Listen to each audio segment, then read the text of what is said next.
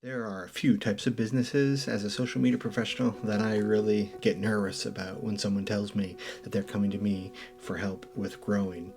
And it has nothing to do with whether or not I think that I can hold up my end of the bargain as a social media professional with helping them grow. It has everything to do with whether or not that person knows what they're getting into, mainly because of the types of predators that rely on the people's motivation who typically buy into these types of business models. So I want to cover those right now, and it's three that come to mind right off the bat. So let's start right off with number one, drop shipping. I know there's a lot of people out there who are just dying to tell you that all you need to do is start an account on Alibaba and buy a bunch of crap, drop ship it magically. You don't even need to touch the product. All you need to do is drop ship it and you'll just sell it somehow magically to people. And people are just going to go on your website and they're just going to clickety and buy products. And it's the most magical thing that happens. And oftentimes I get phone calls from people or emails and they wonder, David, can you help me market my business? And we'll begin talking, and they could be in the pet supply industry or the beauty industry or the supplement industry or something else. And it begins to become more and more obvious usually when I go to their website and I start looking at their website and start learning about the history of their products and start noticing the products are kind of generic, and then there's usually not a whole lot of branding, and then I start putting things together that everything seems to be overseas, and I ask them some questions about their business model, and I find out it's drop shipping. So then I ask them, how much can you afford to pay to acquire a customer? And lots of times, because I deal with entrepreneurs and sometimes solopreneurs or brand new entrepreneurs, they don't know the answer to that. Well, that doesn't make you dumb.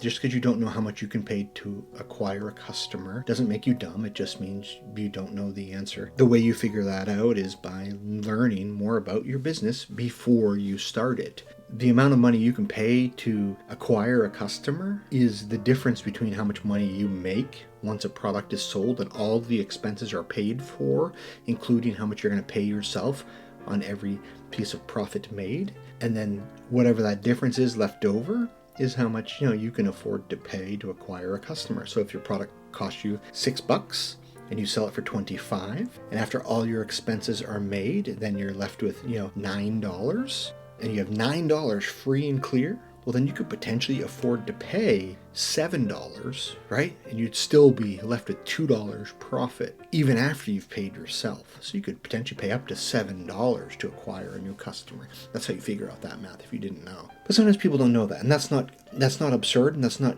crazy, because lots of new entrepreneurs don't know that information. But the other sad things that they don't know is just that drop shipping isn't really that viable of a business model. What it is viable for is just dumping your money down the drain. And it's also really viable for buying courses from motivational speakers or people who want to just tell you that they believe in you and rub your shoulders and tell you you're doing a great job. Just keep paying your $249.39 a month for them to keep believing in you. And I'm here to tell you, I'll tell you I believe in you for free. I dread it when someone tells me that they're in the drop shipping industry if they're brand new entrepreneur, because typically they just haven't done the research that goes into successfully launching a drop shipping business. They just don't know their numbers well enough to find out if they can even afford to test enough to figure out if they can make money with their business or not. Another business that I worry about for folks when they tell me that they're in is when they're in an Amazon product-based business and they want to use social media to grow it, and they want to outsource all their marketing. Again, typically someone has sold them a course or a bill of goods of, hey, just think up an idea and I'm going to help you market it online with my course. Buy my course for $14.95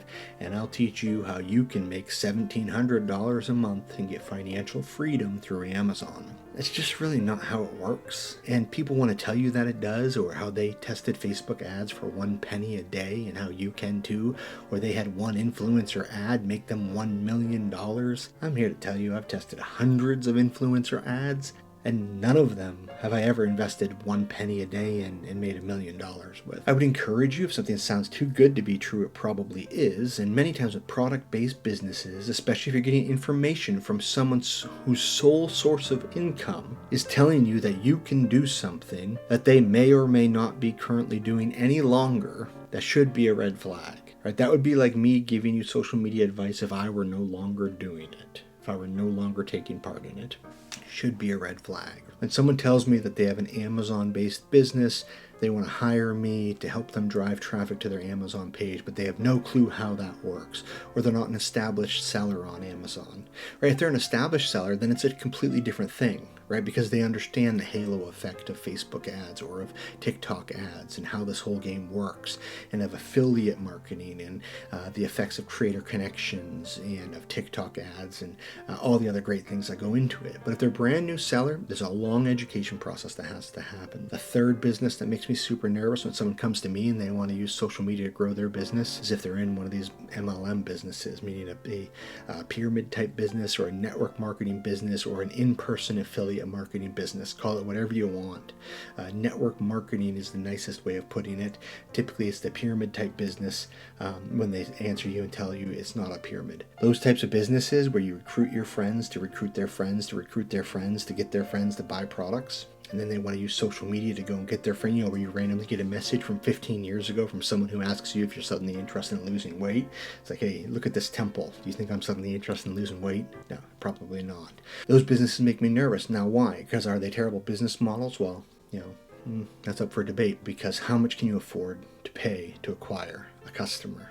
In those businesses especially, the numbers are really murky. Often you don't even know how much someone is making who is sponsoring you or who's registering you into those businesses. The average incomes are really murky, and you don't even really know how much you're going to make or how much you're going to make on products. And so and many times there's legalities about what you can and can't even advertise. I've had people come to me before who want to help grow their networks or specific product sides of their business, and they don't realize the investment it can take to test ads. Then they want to use social media to grow those things, and it can be quite difficult. Now, where I've seen them have a lot of success is in deploying organic tactics, where they get really big into Instagram Reels or TikToks, and they kind of do lifestyle content. That doesn't typically involve me, though. They can do great Reels about their lifestyle using their products, and hopefully the difference that they're hopefully making in other people. The key here is hopefully they're keeping it authentic, and hopefully they're being honest with people about the success that they hopefully are truly having with their business. Those are three businesses that make me really nervous when people come to me about social media and wanting to help them succeed, because usually they're brand new entrepreneurs and they just haven't done the research yet that it takes that's going to really help them succeed. But I've had 13 years of experience in this world. I'm here if you ever need help, if you have questions, or if you're wondering if you're making the right move or the wrong move, you know how to reach me.